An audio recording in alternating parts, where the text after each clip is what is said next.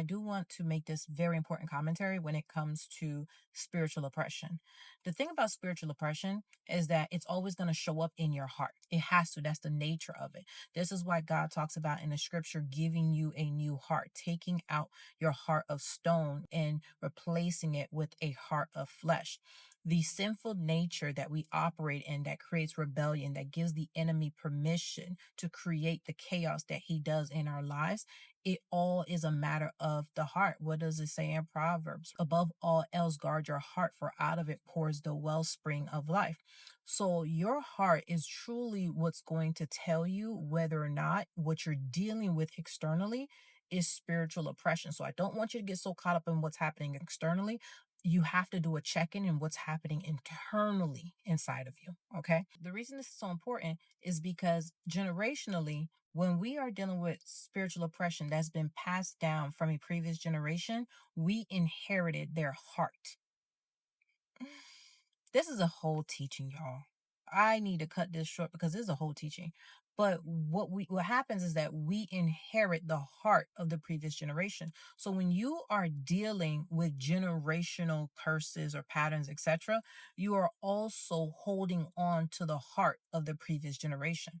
So in order to be released from spiritual oppression, you also have to release the heart of the previous generation. This is something that's very difficult for people to do because this is where forgiveness comes into play. And for different people, what has happened in their generational line, historically, whatever it may be, it's not something that they can find within their heart to forgive what has happened. And because of this, it gives permission for that thing to continue to happen, because a hardened heart, which has unforgiveness attached to it, it is literally the recipe for spiritual oppression because it manifests itself as self-sabotage. It manifests itself as chaos, anxiety, jealousy. Like all these things are manifested through it. You can go through the scriptures, and I'll give you one for example. Let's look at Pharaoh. When it came time for Moses to go to Pharaoh and say, "Let my people go," what does the scripture say?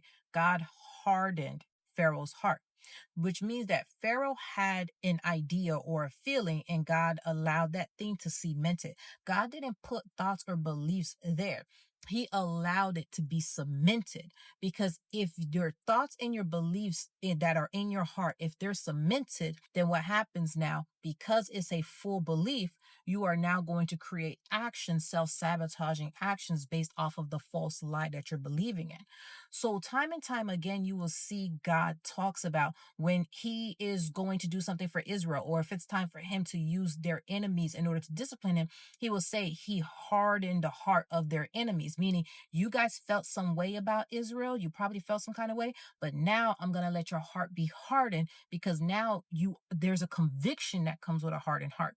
And that conviction is now going to propel you to get active, right? And now you are in self-sabotage. So many of us that are dealing with this heart issue, when you have a heart issue, that means you have a conviction about the belief systems that you're carrying. So your heart is hardened in different areas. This could be in relationships, it could be in finances, this can be in friendships, whatever it is, you have a hardened heart around it. And because your heart is hardened, guess what's now happening? You are manifesting the sabotage that the enemy has the power to use against you. So if your great grandmother felt a way about a thing, she taught your grandmother how to feel a way about that thing, who taught your mother how to feel a way about that thing, who taught you how to feel a way about that thing.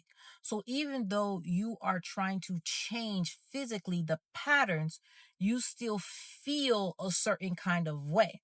And when you are dealing with an internal feeling that has a spiritual grip, how do you break it? Through prayer and fasting, because these things are powerful. They're extremely powerful, especially when they've been passed down from generations. They are deeply rooted.